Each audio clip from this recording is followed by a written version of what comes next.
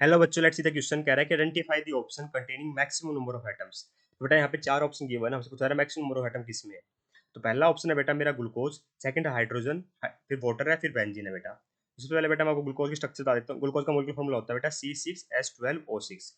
ठीक है, अगर बेटा मैं इसका एक मॉलिक्यूल ले लूँ, ये बताइए एक मॉलिक्यूल ले लो तो बताइए इसमें कितने एटम है। इसमें बेटा 6 कार्बन के एटम है, 12 हाइड्रोजन के है और 6 ही ऑक्सीजन के है। तो कितने हो गए? 12 + 12, 12 + 12 24 एटम्स हो गए। यहाँ तक बेटा कोई दिक्कत? यहाँ कोई दिक्कत नहीं आनी चाहिए बेटा। एक मॉलिक्यूल में कितने एटम है बेटा मेरे? 12 एटम, 24 एटम से है ना। 12 + 6 18, 18 + 6 24। ठीक है, अगर मैं पता कर लूँ एक मॉलिक्यूल में 24 एटम्स है, अगर मैं पता कर लूँ बेटा कि 18 मिलीग्राम में कितने मॉलिक्यूल्स है, तो मुझे पता चल जाएंगे कितने नंबर ऑफ एटम्स है इसके। तो कैसे पता करूंगा बेटा? तो मुझे इतना पता है कि नंबर ऑफ मोल्स क्या होते हैं बेटा, गिवन वेट। एक बार ही लिख रहा हूँ बेटा ये फॉर्मूला जो हर बार हर ऑप्शन के लिए काम आएगा। Given weight by molecular weight, molecular weight gram पर मोल में, और ये बराबर होता है बेटा मेरे नंबर ऑफ मॉलिक्यूल्स, क्योंकि ये भी नंबर ऑफ एटम्स ही होता है बेटा, number of sorry number of moles ही होता है, number of molecules divide by Avogadro number. ठीक है, तो यहाँ पे देखिए ध्यान से कि मेरे पास कितना गिवन वेट है बेटा। गिवन वेट मेरे पास 18 मिलीग्राम है, तो 1 मिलीग्राम में आपको पता होना चाहिए 10⁻³ ग्राम होता है। तो 18 मिलीग्राम का मतलब कितना हो गया? 18 इंटू में 10⁻³ ग्राम हो गया। मोलिकुलर वेट बेटा ग्लूकोज का निकाल लेते हैं, तो C6H12O6 होता है बेटा। तो कार्बन का होता है 12, तो 12 इंटू में 6 कर दूंगा। हाइड्रोजन का होता है 1 इंटू में 12 कर दूंगा। ऑक्सीजन का होता है 16, तो 16 इंटू में 6 कर दूंगा। तो ये आ जाता है बेटा मेरा 180 ग्राम पर मोल। यहाँ तक कोई दिक्कत बेटा? कोई दिक्कत नहीं आनी चाहिए।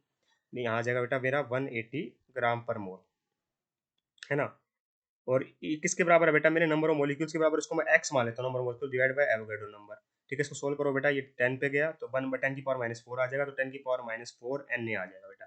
तो इतने मॉलिक्यूल्स आ गए बेटा। तो एक मॉलिक्यूल में 24 एटम है, एक मॉलिक्यूल 24 एटम है, तो इतने मॉलिक्यूल्स में कितने हो जाएंगे? न्यूटन मेथड अप्लाई करिए बेटा। एक में 24 है, इतने में कितने हो जाएंगे? 24 इंटू में 10⁻⁴ Na हमारे क्या हो जाएंगे? एटम्स हो जाएंगे, है ना।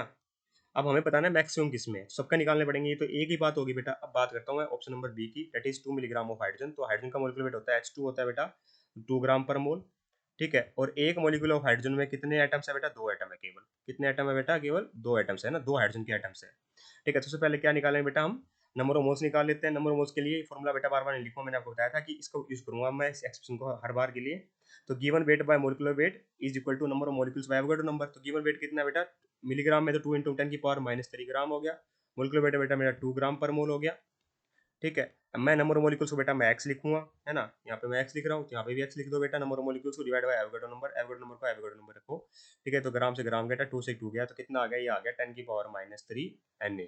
ठीक है, तो ये आ गया बेटा मेरे नंबर ऑफ मॉलिक्यूल्स, है ना। ये नंबर ऑफ मॉलिक्यूल्स आ गए, एक्स उस साइड लेके जाना है ना। ठीक है, तो एक मॉलिक्यूल में 2 एटम है, एक मॉलिक्यूल में 2 एटम है। ठीक है, तो इतने मॉलिक्यूल्स में कितने हो जाएंगे? तो 10⁻³ Na में कितने हो जाएंगे मॉलिक्यूल्स में?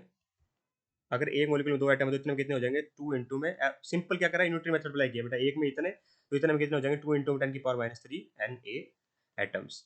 तो ये बताइए बेटा, ए वाले ऑप्शन में ज्यादा एटम्स थे या बी वाले में ज्यादा ऑप्शन एटम्स थे? यहाँ 24 इंटू 10⁻⁴ था Na, यहाँ 2 इंटू 10⁻³ है। 10⁻³ और 10⁻⁴ में ज्यादा बड़ा कौन है बेटा? 10⁻³ बड़ा है। तो इसका मतलब हमारे ज्यादा नंबर ऑफ एटम्स किस में है? 2 मिलीग्राम ऑफ हाइड्रोजन में as compare to 18 milligram of glucose. पर हमें सम पे कंपेयर करना है अभी तक, तो मतलब ये तो कंफर्म आंसर नहीं होगा हमारा। बात करते हैं बेटा ऑप्शन नंबर सी की, 10 मिलीग्राम ऑफ H2O। तो एक मॉलिक्यूल ऑफ H2O में 3 एटम्स है ना, 2 हाइड्रोजन के, एक ऑक्सीजन का। यहाँ तक कोई दिक्कत बेटा? और H2O का मॉलिक्यूलर वेट होता है बेटा, एक हाइड्रोजन का होता है 1, 2 हाइड्रोजन है, एक ऑक्सीजन का होता है 16, एक है 18 ग्राम पर मोल। यहाँ तक बेटा कोई दिक्कत नहीं आनी चाहिए। ठीक है, तो नंबर ऑफ मोल्स कितने आ जाएंगे? Given weight by molecular weight is equal to number of molecules divide by Avogadro number. तो गिवन वेट कितना है बेटा मेरा? 10 मिलीग्राम है, तो 10 को क्या कर दो? 10⁻³ कर दो, ये ग्राम में आ गया। ठीक है, नीचे आ जाएगा 18 ग्राम पर मोल। ठीक है, ये किसके बराबर होगा बेटा मेरे? Avogadro I is equal to number of molecules by Avogadro number. Number of molecules को एक्स लिख दो बेटा, एवोगाड्रो नंबर को Na रखो। इसको सोल्व कर लेते हैं। इसको सोल्व करोगे तो कितना आएगा? 1/18 इंटू 10⁻⁴ हो जाएगा ना बेटा। तो 1 डिवाइड बाई 18 होता है 0.05। तो 0.05 इंटू में 10⁻³ और ये Na उस साइड चला जाएगा, तो Na। ठीक है, थोड़ा इसको और अच्छे से लिख सकते हैं बेटा इसको, क्योंकि सारे वैल्यू हमारे ये आगे वाली वैल्यू सब क्या थी बेटा?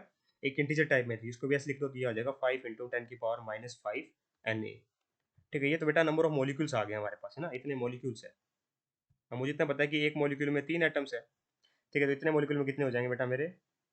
अगर एक मॉलिक्यूल में 3 एटम है तो इतने मॉलिक्यूल में कितने हो जाएंगे, तो 5 इंटू में 10⁻⁵ Na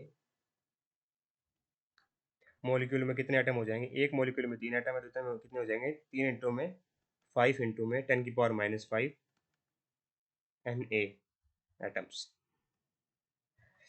15 इंटू में 10⁻⁵ Na एटम्स।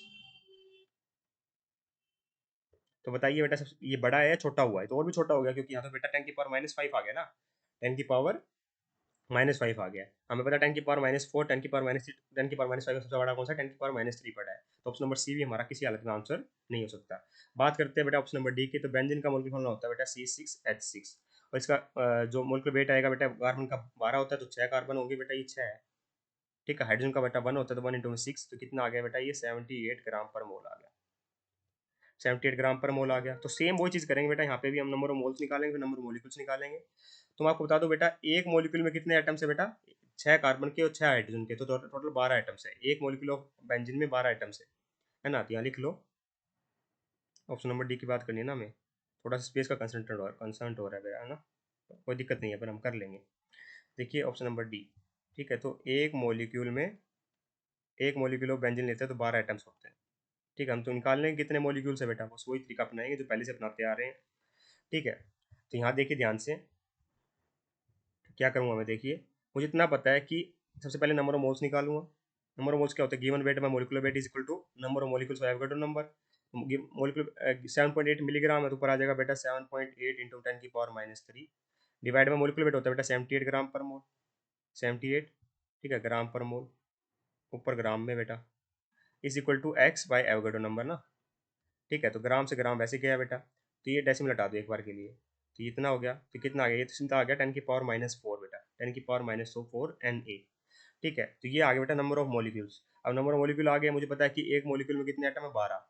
ठीक है, अगर मैं इसको ऐसे लिखूँ कि एक मॉलिक्यूल में 12 है तो बेटा इतने मॉलिक्यूल्स में कितने हो जाएंगे, अगर एक मॉलिक्यूल में 12 है तो इतने मॉलिक्यूल हो जाएंगे 12 इंटू में 10⁻⁴ Na में कितने हो जाएंगे, अगर एक मॉलिक्यूल में 12 है तो 10⁻⁴ Na में हो जाएंगे। देखिए ध्यान से,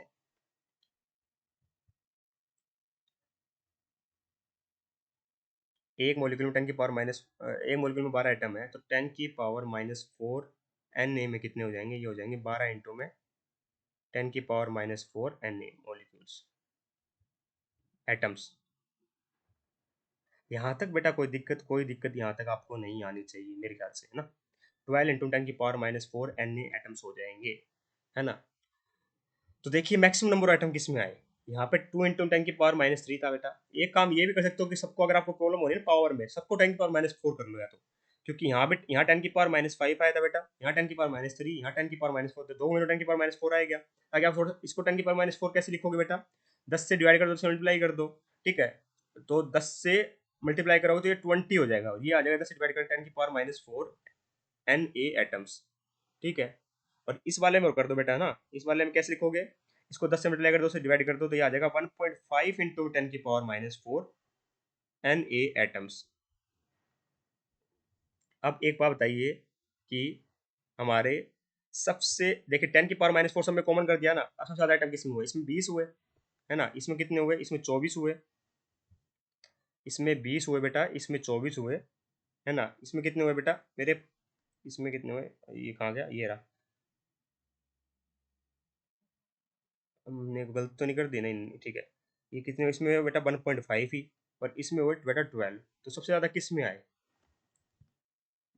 सबसे ज़्यादा बेटा मेरे आएंगे, मैंने गड़बड़ी तो नहीं कर दी, यहाँ पे 10 से मल्टीप्लाई किया, 10 से डिवाइड कर दिया, तो 20 इंटू 10⁻⁴ हो गया, तो यहाँ पे बेटा 20 Na एटम्स आ रहे हैं। ठीक है, यहाँ 24 आ रहे हैं, है ना, यहाँ 24 आ रहे हैं, तो सबसे ज़्यादा इसमें हुए बेटा 24, 1.5, यहाँ पे 20, यहाँ पे 12। तो मतलब मैं वहाँ स्टार्टिंग में हमने गलत कर दिया था कि 10⁻⁻³ देख के मैंने क्या किया, अब सही कर दिया ना। तो option number A perfectly correct हो जाना चाहिए बेटा। I hope you understand the answer, option number A is perfectly correct here. Thank you so much.